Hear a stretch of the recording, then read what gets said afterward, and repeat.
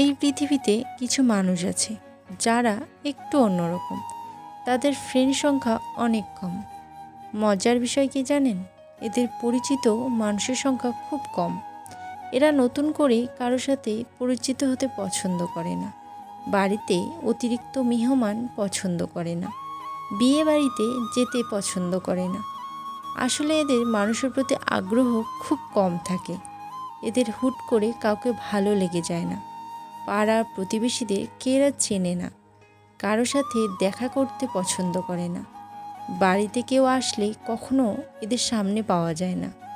এই মানুষগুলো অসামাজিক নয়, এদেরও একটি নিজস্ব পৃথিবী আছে, একটা কমফোর্ট জোন আছে যেটা থেকে তারা কখনো বের হতে চায় না বা পারে না।